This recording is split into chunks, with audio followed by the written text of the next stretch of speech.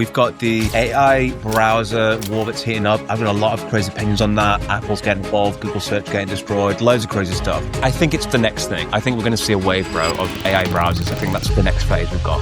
So there will come a time when like machines do things better than humans do. At a certain point, it is just so far out of our hands that there's just nothing we can do about it. Oh, Jesus Christ. Oh my gosh, that's it. No, I didn't even recognize him. I was like, who is this guy? Right now? Yeah, no, just smell the testosterone dripping off of me, huh? Man, I gotta hit the gym, dude. A short, brisk walk up the stairs and I can hardly speak. What's going on, bro? Maybe it's like, how big is your house right now, bro? Maybe your house is like absolutely gigantic. It's a little bit of a just a shoebox. Yeah, just a shoebox. No, my new apartment's pretty cool. It's not like massive. I've never been much for the très luxe living, but yeah, it's pretty cool. I like it. Got a nice view. You do know Elon Musk strategy, dude, of like living in a box, living in a shipping container. Living in a hovel, and then that way, like, you know, life sucks. So my work ends up becoming more interesting by comparison. You know what? That's it. Let's get rid of TVs, no comforts, no pillows, nothing. I mean, I want to be so uncomfortable. I've just got to, they just chain me at a laptop to keep creating automations, Nick. I think the bed of cash is what is comfortable for me to lie on. Dude, you know what's funny? Because dude, we have a lot to talk about today. We've got the AI browser war that's heating up. I've got a lot of crazy opinions on that. Apple's getting involved, Google search getting destroyed, loads of crazy stuff. But on your point about a bed of cash, Nick, which I think is the most important point that we discussed so far, I know a lot of people that make money, but their like investing acumen is such that they just have zero trust in where to put things. I don't think it's an investing acumen thing. I think like there's a kind of I knew this woman once. She just literally wanted the physical cash, and like it starts to deteriorate in your hands, Nick, after a period of time. Like it's like this currency has not been in circulation for 25 years. Why do you think that is? Because I was looking at the Great Depression, to look at like market cycles and stuff. And interestingly, everyone lost confidence in the banks, bro, because like a third of them shut down. This kind of like death spiral happened, and everybody just hoarded money like physical cash. I think that's so interesting, man. Yeah, it's interesting you bring this up because I'm reading Principles by Ray Dalio right now. And, you know, as a prolific investor, he talks a lot about like boom and bust and market cycles over long periods of time, like the last century and a half, essentially. I don't know. I mean, like I understand it as somebody, you know, as like a former recovering, very poor person. Like I understand the mindset behind, obviously, like when you're drowning in scarcity, you need to hold on to everything that you can. And if there's even like a 1% risk of that money, I don't know, not delivering the return or disappearing or whatever, obviously most of the time it's not even like a conscious thing. It's like an emotional decision. But as to your question on like where to invest money, the only surefire place I've ever found where I can reliably invest money and make a return is just myself. As long as I'm investing money in myself, in skill acquisition, in some sort of value that I am providing to myself or others, then I always win. So I've seen so many of my old friends. They get into short-term market opportunities. They get into, I don't know, futures trading or Forex or doing some sort of cryptocurrency thing or whatnot.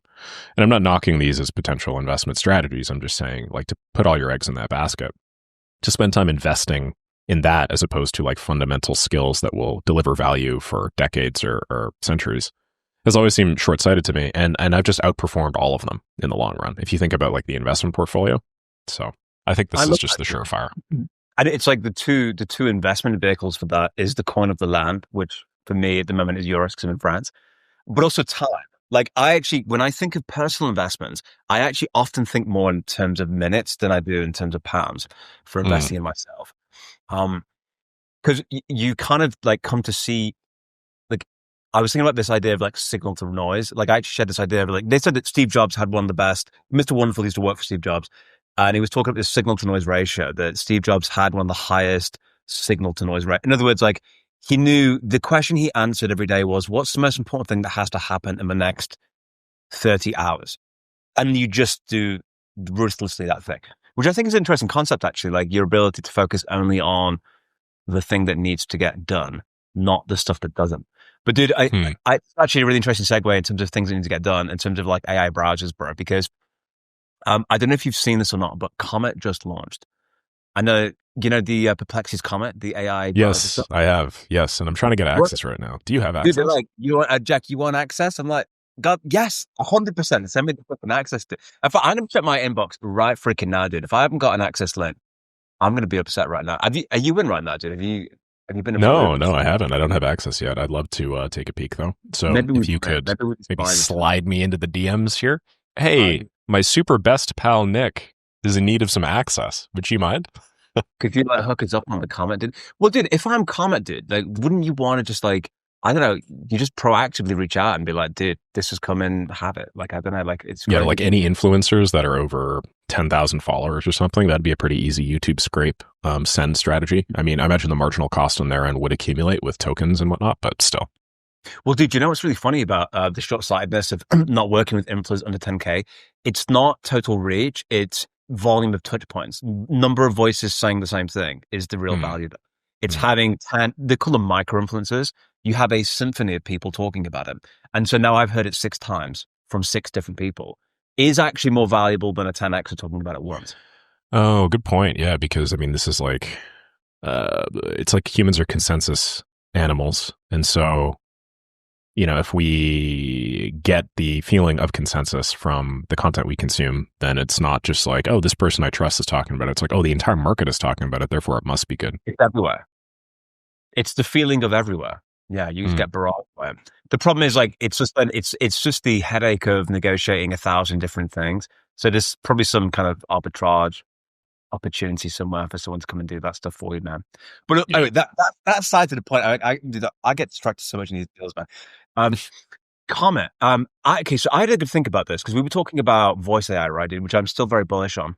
When I started into browsers, it sort of dawned on me that that is a potential buyer for voice AI in the sense of, I think the true final form of any voice AI thing, because you were talking about Aquaman, or what the hell was it called? Aqua Plank, Aqua Voice. Aqua Voice, yeah. Aquaman sounds like a good idea for a competing startup, though. Aquaman. Minty fresh. That's it. Aqua Superman or something like exactly the same, just better. It's like, I actually think agentic browsers are in some ways, because that's the direction of travel, right? For me, that's the final form of this voice AI. If you're not familiar with what this is, guys, it's basically you press a button and it's you speaking and it like types into your thing. The idea that it can do agentic actions for you with full context across multiple platforms is really cool. It's the direction of browsers, right? We used to do Chrome extensions and a lot of those. The next level up from that is the browser. The limit to that, though, is the fact it's just on your PC. It doesn't transfer over to your phone, which is why Apple are considering doing their own AI. I think it's the next thing. I think we're going to see a wave, bro, of AI browsers. I think that's the next phase we've got. It's like Star Trek, computer, go do this. I mean, that is basically what we're getting at. Or, you just speaking a natural language to your computer and then the entire interface changing to accommodate you. Yeah, stuff like this is pretty sick. I'm already seeing that a little bit with Aqua. That's one of the reasons why I like it so much. It's interesting because what you can do is you can obviously transcribe the text, right? But in addition to the transcription, they have a filter they pass all requests through that like checks to see if you're asking for an action. And so a lot of the actions are like formatting based. So for instance, just the other day, well, actually earlier this morning, so somebody on school asked a question about something. And so I just held down this like command key and then I pressed the space bar and this big window opened up in the middle of my screen that I started talking into to answer. So I was able to answer at like 200 words a minute as opposed to me typing at like, maybe 100 words a minute. And then at the end, I said, I want you to format this as bullet points. And then I waited a second and then boom, the entire thing was formatted perfectly as bullet points, which just went directly into my thing.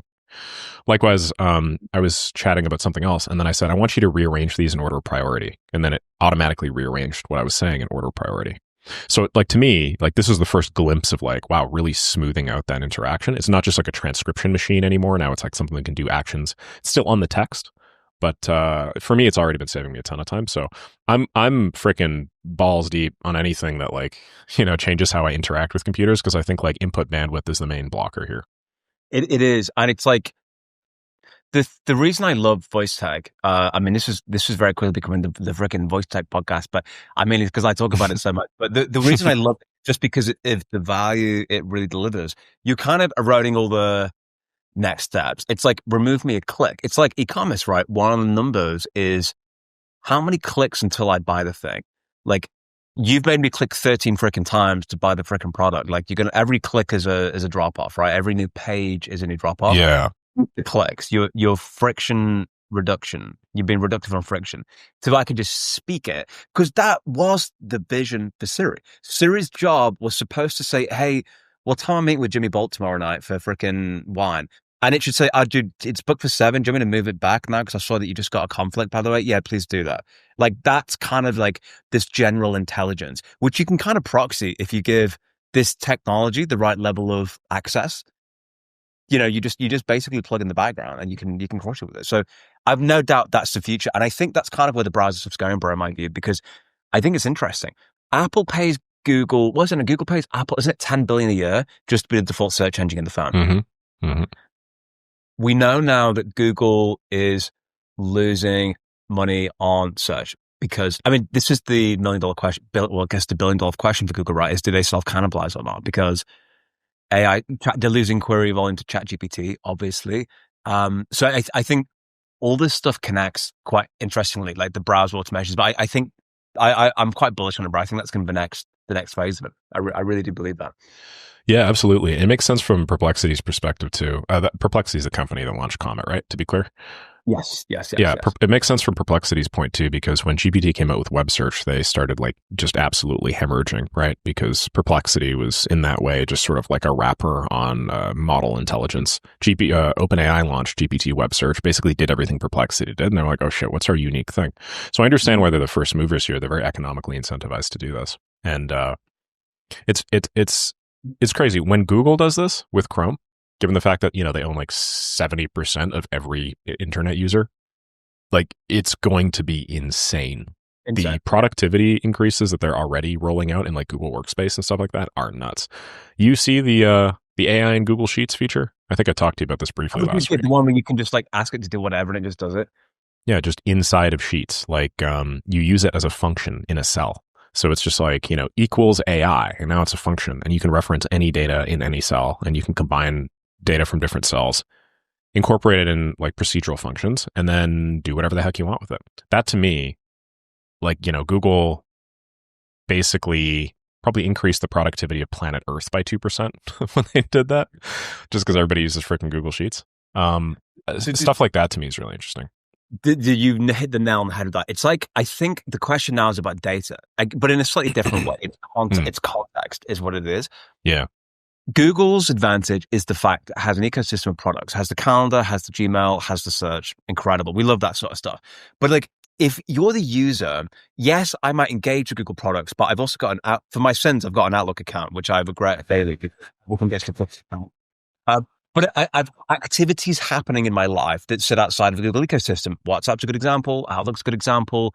Slack might be in it. There's so many different like communication channels. I think this is why I think a technology that can kind of cut vertically across everything. Because what's the commonality against everything? What's the commonality with calendar, with email, with school, with YouTube? It's text input, right? It's keyboard. Yeah. Voice. If you own the keyboard, which you can't own, but you can own the software that sits between you and the inputs, right? That you can own. Middle layer. The middle layer that cuts across everything. That gives you complete context across everything. And context is where the values are. So that's why. I mean, browsers, for example, I think a browser is a good example of something that might buy something like Aqua because they've got the context. They now get access. If they get on your phone and get an app, they've now got access to all that sort of stuff. So, yeah, I mean, it kind of just automates out Chrome extensions to some extent. If Browser kind of do its own thing, it's kind of like Knight Rider. My vision for it, dude, is it kind of, when it lands on a website, does a quick crawl, finds out everything on that website, and then can kind of then I'm just could crap and tell you exactly that pair of like, yeah, those yellow shoes you've been pining for, Nick, for 5 years. Here they are, and it just kind of shows it.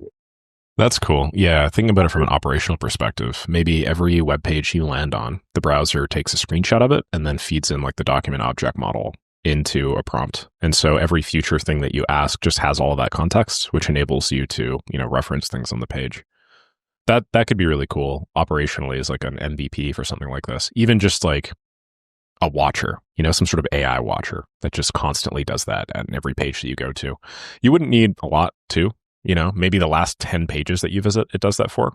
Constantly refreshes like the context so it doesn't go super crazy overbearing.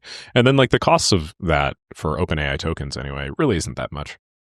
GPT 4.1 mini, realistically, I mean, you could still, every interaction you have with your computer would cost you like a cent or something like that.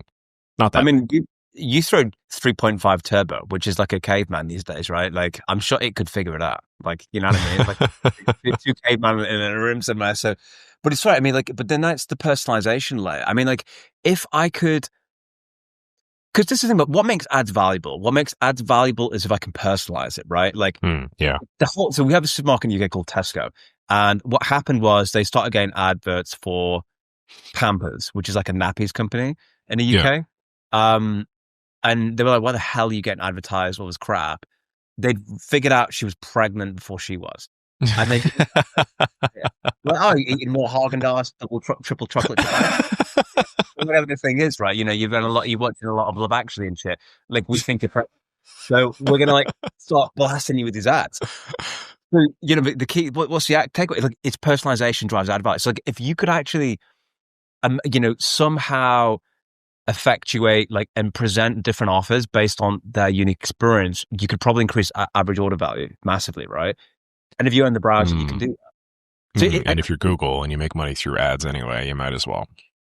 It's like, I don't think that, the value capture exists. I just think it's moving. I just don't think it's going to be at point of search anymore. I just think it's going to be somewhere else. I just don't think it won't be the purple links. Yeah, exactly. Definitely won't be the purple links. Were you like a business owner back in the good old days when you could actually just like change the font color of links and then stuff them all into the bottom of the page and just like rank on Google because of all the keywords and stuff like that? That was before. I wasn't doing it then. Do you mean where you can turn it white? It was like the black hat. Yes, and then the background of your page was white, so nobody noticed that you had like 8 million keywords on your page. And Google will just like count up the number of times the keyword popped up and like use that to rank you. That's hilarious. Isn't it funny? Like the origin of all these algorithms always cracks me up. But like, I mean, that's basically, people will say, oh, some very involved natural language processing thing. It's like, no, these are algorithms. Which, that's a fancy word for saying some shit that some dude invented. But you put A times B equals C, and then you just ranked them all in order from biggest to least. One of the terms of this algorithm is literally, how many times does the keyword pop up on the website? So it's like, if the keyword popped up more often on my website than yours, I'm first. It's interesting to me because, like, that's all a lot of these things are, man. Like we anthropomorphize these algorithms like YouTube algos or like Google's algo and stuff like that. And we're like, wow, like the algorithm has a mind of its own and stuff. And it's like, no, there are like actually pretty deterministic rules at the end of the day. Obviously now we're using AI more than we are using like procedural stuff where it's like A times B. But still, like these are all just things that some dude invented. And in no way, shape, or form are they good. Look at the Twitter algo, right? Like, why is it that every damn post is either like, we need to burn playgrounds with flamethrowers, or it's like, we need to give the government Orwellian cameras up our assholes? Like, it's like, it's one or the other polarizer. It's because that's like some algorithm that some dude invented that like wasn't perfect that everybody's gaming now. Man, I found that stuff so interesting. It's funny because you judge an algorithm based on how accurate does it present to me content that I want to watch, right? Yeah. Once it was like, how loose is a definition for an algorithm, right? Like, because TikTok was an interesting one, right? Because they answered the question. We want to create like a meritocracy, that's why if you get to big accounts and they post ass content, it gets nothing. But if you're a brand new account, you can hit millions on TikTok, right? You're so right with the Google thing. I mean, like, dude, maybe we hanker for the days where we could just keyword stuff. Maybe life was a bit easier back then, dude.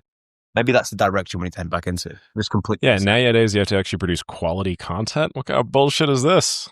Dude, dude, unpopular opinion. I think Google's ass in some respects, to be honest with you. Like, I so rarely use it. I know we talked about search, but my biggest complaint with it at the moment is the fact that if I click on something, okay, what is something I might Google? I don't know, like, when do I need to replace the filter on my water filter, whatever it is, which I recommend everyone get, right? You click on once I get past the freaking mile of purple links, I click on something. It's like, sir, you want to know how to replace a filter on your water filter, right? Well, first of all, what is a water filter? What are we talking about when we say water filter? And then I've got to scroll past, bro, like 10 freaking pages of ass before I get to the thing. It's just so much easier now. And I know they've got the AI snippet thing, which is helping, but I think they've kind of realized like they created a rod for their own back with SEO. Like that's kind of the direction they went down with it. Yeah, absolutely. It's I'm trying very hard to change my browsing behavior for ChatGPT. So much of these are habits that have been ingrained for over a decade. I mean, this is foundational. Like I've been using Google since I was a little boy, probably since I was 5 years old or something. So it's very difficult to move away from it. But like I am Googling something and then I'm like, wait, no, don't Google that. It's going to take more time for you to get the result from the Googling than if you just like pasted that into ChatGPT and just looked at the top 3, recommendations or something. So just do that instead.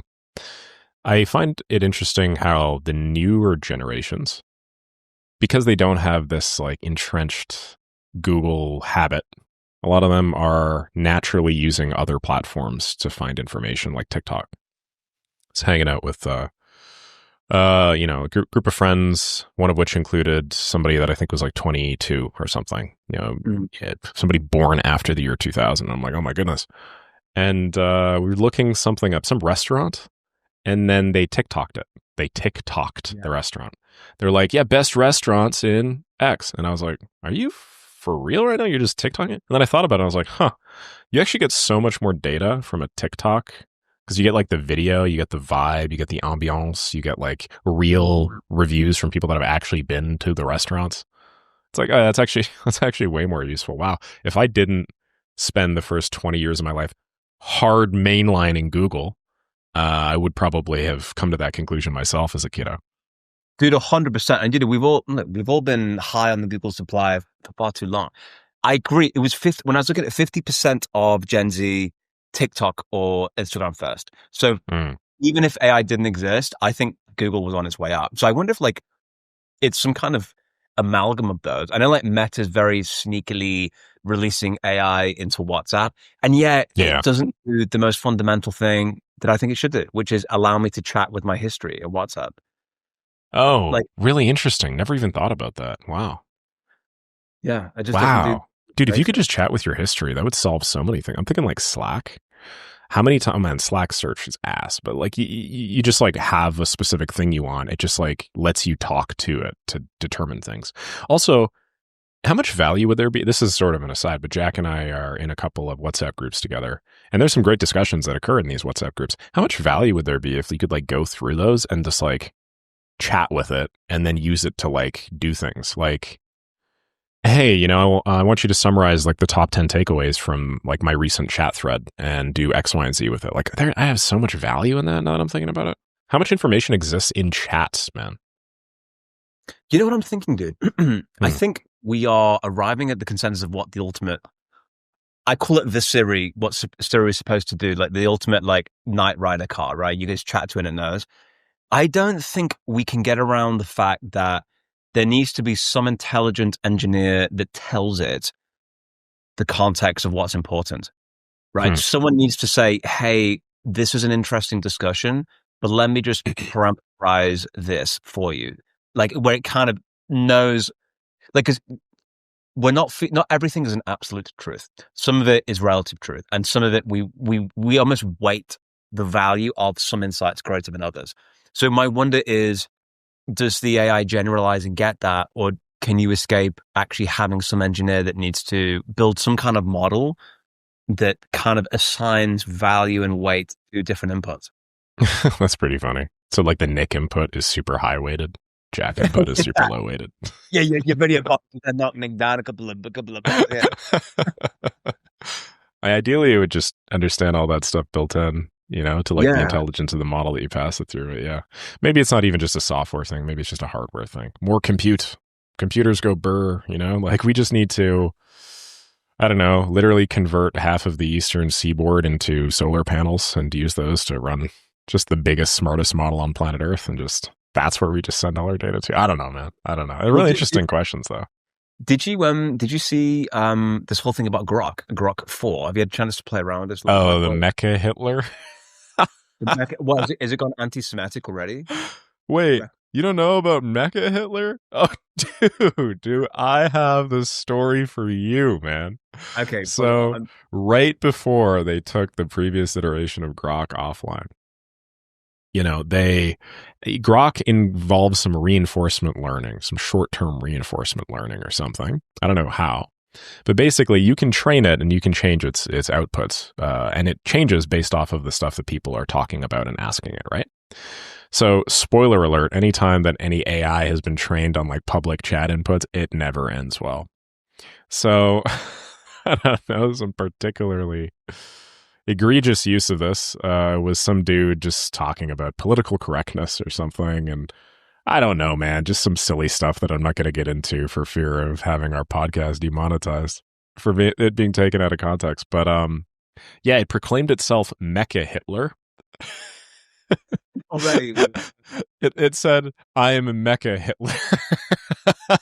And then it like started going off, man, all about how like its engineers were funding it and like stupid means or whatever, and how it was gonna like take control.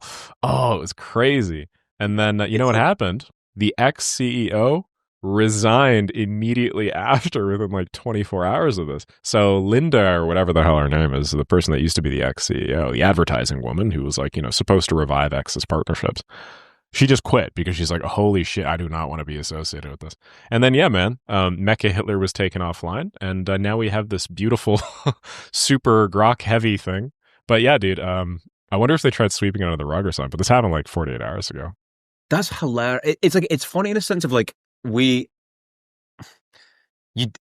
just wish these things didn't get politicized, because like if we had a culture where we were like happy with like goofy like mistakes, where we're like, obviously no one wants Hitler 2.0, right? But like obviously something went wrong, we get it, like just change it type of thing. But like it's like almost like I kind of think it like really hampers these guys being innovative when like everyone's trying to shut X down and deplatform it when it does stuff like that, dude. But it's like, yeah, I think about the head's got to roll. Obviously, there's, I don't know how much job security you can have working for Elon Musk. Dude, like, any day, like 80% of your business is like cut and shut. That's pretty funny, actually. Yeah, it's just like, you want job security, this is not the place to go. But if you want to be associated with Mecha Hitler, give X a try. You got to get in, get your work done, and bounce quickly, basically, so you don't get the bag and get the hell out of there, boys and girls. Well, dude, speaking of bags, have you seen these crazy contracts that have been offered to snipe out these top AI scientists from OpenAI? Yeah, 100 million a year and whatnot. Bonkers. 100 million. There was just insult. Someone said, someone reached out to someone on LinkedIn, and they were like, I'm interested. You want to come work for my startup? And she said, like, I checked out your startup. Like, my salary is more than your Series B. And it was like, well, that's burn. But it like 100 million, Nick, is like, I don't understand. It's like, I'm just trying to understand. Maybe I think I'm personally missing context on why they're worth $100 million. Because from my, like, it's almost like you've got some kind of secret recipe. It doesn't quite make, they must be like a one of one, essentially, to command that kind of salary. Yes. The reason why is because Mark Zuckerberg and most of these other company CEOs and founders are convinced that we'll reach artificial general intelligence in the next year or two. And so to them, it doesn't matter how much money they spend on the problem. They think, well, we have a year. So realistically, we should be willing to spend 100% of our wealth on this problem in the next year. And so they don't mind spending $100 million a year or whatever, keeping in mind that some of that is, a big chunk of that is in the equity of the controlling corp and whatnot. Because they're making like basically the biggest play they think mankind has ever made. I understand their perspective. If I had $1 billion, it's probably what I would do too. If hiring all these people increases the likelihood that my company is the first to AGI, the millisecond my company is the first to AGI, and I have it start some self-improvement loop or whatever, assuming I don't totally fumble the bag, I am now God King Zuck, and that's obviously what I'm going for. Please do not retroactively torture my brain for all eternity, God King Zuck. I'm with you, buddy. But anyway, the point that I'm trying to make is, that's the angle that they're coming from, and the skill is very heavily consolidated in maybe like 50 minds on planet Earth to do this sort of thing right now. So you want as many of those 50 as you can. That makes sense. I mean, if you're looking at it from their balance sheet, disposable capital, what's the margin of if we get this right, the Yep. upside versus us being second? It sounds like a winners take all game. Yep. You reach general intelligence first, you win. It's as simple as that. It does make you wonder, dude. I think if China makes significant strides, if it's America versus China AI, and if that is the case, do we see some? I mean, I mean, this is. I think to some extent, it's not even scientific. It's a philosophical question in some respects about like what does winning mean actually? Because I like a future in which we have different AI models that are equally as powerful, but at the same time, if they're all at an intelligence level greater than you, what difference does it make to you, right? I mean, like they're all way beyond where you're at. Whether we have Anthropic, Interesting. it's like they're all so much what's it. But I think we need a, do you know, like I don't know what the judicial system calendar is, but like we have a separations of powers theory, right? Where like the courts, the prime minister, and then the judiciary. So we basically, and actually one of the things you look for when there's like a dictator is that the executive branch, its power outswells visitor. So I think there's a cool distribution of power system to have where we have multiple AIs that are kind of distinctive. Like they don't have, they've reached the same outcome, but slightly differently. Like there's something good about doing that. But if it's truly like the winner takes it all, then, yeah, I mean, that's a crazy, crazy situation. I mean, like we'll have a lot less problems to think about them, but I think that's nuts. Yeah. Yeah. Yeah, I think there's so many different ways you could go with that. I believe that your point on the separation of powers is an important one. And whether it is a government or whether it's some super intelligent AI model, the same principle applies, which is that it is something that is just so much overwhelmingly more powerful than you as a singular human being, that if there were not checks and balances, if there wasn't some way to check the executive branch's power, or I don't know, like the other branches or whatnot, things would go pretty bonkers, and historically they have, right? I read this one book a while ago by this guy called Nick Bostrom, who's basically an AI philosopher. It's called Superintelligence, Paths, Strategies, and Dangers. And it talked all about this idea. I think it was written 15-ish years ago or so. And when I read it, all of this was science fiction. It was talking about, what if these tools try and consolidate power? And I was like, consolidate power? What are you talking? Microsoft Office like, get the hell out of here, man. And I wasn't really at the point where I could understand it. But this man was so far ahead of his time. And it's not just this man. I mean, Alan Turing in the 1940s, the godfather of computing, said there will come a time when like machines do things better than humans do. This is in the 1940s, man. That's almost 100 years ago. Crazy, crazy foresight. You know, at a certain point, it is just so far out of our hands that there's just nothing we can do about it. And it's just one of those things where you have to like put your hands up and say, well, you know, it's kind of my opinion on politics a lot of the time. It's like whether red guy or blue guy or whatever is in power, my life isn't really that fundamentally going to change that much. Like maybe my life will change by like 3 or 4%. But as long as I just don't pay attention to the news, it's not like I could do anything about it anyway. So I'm just not going to worry too much about it. Some people would consider that like me giving up my agency or power, which I understand. But I'm starting to feel that way with AI as well. It's just so outside of the scope of like my ability to meaningfully impact it, that like whether or not it is a winner takes all scenario, not like I can have any sort of impact. We're talking $100 million a year salary. Like there's no way I could nudge even a single one of those people towards or against. And it takes a village to build something like that. You know what I mean? Like there's just, yeah, I don't know what the hell's going to happen, man, but like there's not much I could do. Well, it's a good point, dude, actually, because you want to focus on high agency stuff. It's like I had this conversation earlier about like in corporate, like they're all obsessed with what's our 12-month strategy. I've never had a 12-month strategy that's ever freaking been the same thing. Like 3 months max. And even then, if you hit your 3-month like strategy, you've done really, really well. It's just so silly to try and like plan out, well, what's going to happen in 12 months time. It's like 3 months time windows. It's an interesting thought experiment. I think where I kind of ultimately bring this stuff down to is like, it's good to be kind of aware, like, it's like the further out it gets, the lower the accuracy level, right? Like, but it's like you can kind of see the moving blocks. Like I can see the moving blocks in the industry stuff and SaaS. And at some point you got to like kind of trust your gut about, I kind of think this is like the direction. I don't know specifically, but I can kind of bet that's the direction travel 100%. Yeah, I think if we're being pragmatic here, 3-month outcomes, like agentic operators are probably going to continue, being developed. I think this browser is the first of many browsers. So learning how to use these is probably pragmatic and trying to use them ASAP to understand how to maximize and squeeze as much value out of it as possible. I think pragmatic 3-month take. All these things are basically doing all day is just scraping all of the content on a page. So scraping comparatively will probably go down in value. So if I was building a whole business based off scraping or whatever, I'd probably want to pivot or find some other short-term opportunity. Post now. Get that out of here. I certainly hope not. Get that damn 30% Nick's Arrive coupon link in while you can, ladies and gentlemen. No. But and then I think pretty soon, probably in the next 6 months, we're going to have some sort of model intelligence upgrade that will allow most no-code flows, like simpler no-code flows, to be built with like 90 to 95% accuracy. So I think that we should like prepare for that. You know, we were talking about how things are commoditized a week ago or 2 weeks ago or whatever, right? And how like the building aspect is not as important. So, I mean, this should be your alarm bell if you're in the industry to be like, oh shit, have I actually spent any time on sales skills? Have I actually spent any time on like, identifying problems and being, intelligent about like pro-offering solutions?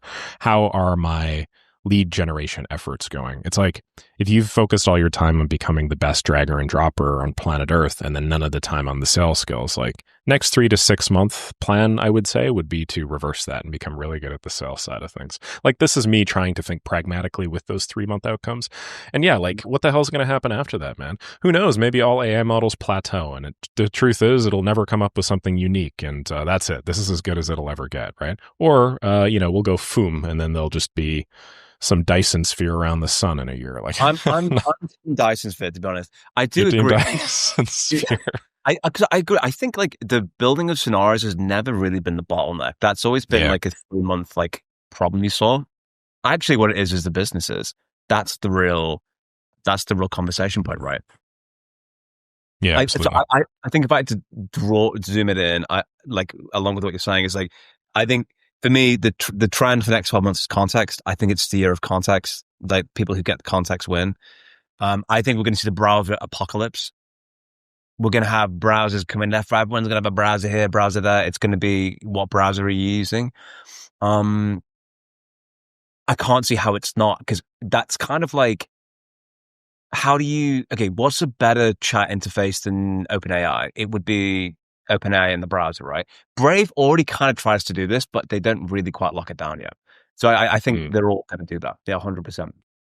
And I think another 3-month pragmatic take, just while we're at it, is like, you should learn to use voice-based tools. If you've just been doing keyboard up until now, I think that the voice tools are now getting to that point where they're just like significantly more productive. I think tools like with Aqua, for instance, make a lot of sense. Some sort of yap.ai based solution, I think, would crush. But like, yeah, just like learn how to use them, because like, this is how computing is going to be done over the next year. And it's going to be like, I don't know, knowing a little bit of JavaScript back in 2010, it's going to make you very dangerous and very fast. Orders of magnitude faster than other people. Dude, beautifully said, dude. Well, dude, what's the plan for next rep this weekend, dude? We got AI models, $200 million salaries. What's happening for you this weekend, man? Like, you mean in my own personal life, or in terms of? Dude, that's it. Just life, man. What's the weekend plans? Yeah, it's Stampede out in Calgary. Familiar with the idea? No. So once a year, there's like a 7 to 10 day festival called Stampede in the city that I live in. And it's like the one time of year that Calgary gets a culture. So for this 7 to 10 day period, everybody wears cowboy hats and cowboy boots. There's a big rodeo that takes place, and just a bunch of like cowboy-esque events, right? Because, that's like the history of Alberta, the province that Calgary is in. So people come from all over the world, definitely all over Canada, flood in, and it's just a whole week or so of like debauchery and overdoses, and people just getting absolutely trashed and wearing just the most skimpy, revealing outfits, men and women. Hey, as long as you got a cowboy hat and some boots on, though, you're still technically a cowboy. Then you're technically a big guy. Dude, why? Yeah. I don't know why, like, the UK doesn't have crazy freaking events like this. Like, it's outrageous, dude. Yeah, it reminds me of like oh, what's it called? Festival or Carnival in down in Brazil, right? Like same sort of energy. It's just like this is like the Cowboy-esque version up in Calgary, and like it's well known across the entirety of Canada. Like the Prime Minister came out the other day. Like it's the place to be while this is happening. So yeah, I live in the city. There's free pancake breakfasts that crop up all over the city that you just go in and then just like make you pancakes and stuff. Like public amenities and stuff like that are cool. They probably spend like 10% of the city's whole like GDP in this like 1 week alone. So I'm just having a good time, man. Gonna take some time off, go for some walks, hang out with the girlfriend. It's gonna be fun. Dude, that's cool. We have in the UK a annual cheese competition where they roll a big cheese. They roll a big cheese down a hill, and the idea is you're gonna like sprint after this cheese. And like, there's like casualties, broken bones. Like, what are you talking about right now? It's called I forgot my name. It's like the annual cheese competition. It's like a big freaking badass fucking cheddar roll, fucking like. How big, dude? And everyone's like 3, 2, 1, go! And then everyone's got to chase this cheese down the hill, basically. And then like the guy that grabs it like is the cheese champion. Does he get the big block of cheese? And how big is this block of cheese? They do get to keep it. It's got a cool name, actually. It's like the annual cheese rolling festival. Yeah, the annual. No, I've never heard of this. I feel like I once played it. Like Neopets had a game like this, like when I was 5. Cheese roll competition. Oh, dude, you are not ready for the casualties, the carnage that comes. I'm going to send you it on WhatsApp right now so you can check it out. Yeah, sounds good. It is absolutely freaking crazy. It's called Fly You Fools. Like, they're all like running down the hill. Oh my god, that's wow, that is definitely culture, because you guys invented cheese, right? I don't know. We'll take it, dude. We'll take it. Write that down. Get that in the history book. Yeah. So it's hilarious, dude. That's cool. What about you, man? Are you going to that cheese competition or? I found out, I didn't realize how close I was to several other countries. So like my dog Dexter like needed a groom, and like freaking no one in Annecy in south of France was available for 3 months. So if you're looking for a business opportunity, the only place was in Switzerland. I was like, I can't drive freaking 5 hours to get to Switzerland. It's like 35 minutes away. I was like, no, it's not. And I freaking pulled up all Googly Maps the first time I've used it in like 6 years or some shit. And dude, like literally 35 minutes to Switzerland. And I was like, that's outrageous. So then, so basically now I'm just going to kind of like plan out, probably do rent a cool car with no lid and go somewhere, drive somewhere cool. That's gonna be fun as hell, man. Awesome, dude. Well, damn. Have a blast. You and Dex in the car with no lid. I could see that. That sounds like pretty Instagrammable. Dude, and if we get the time, we'll get some cheese wheels or cheesy wheels at the same time. Sounds good, my brother. Well, thank you very much for the time. I appreciate it. Yeah, likewise, man. I'll catch you in the next one, man.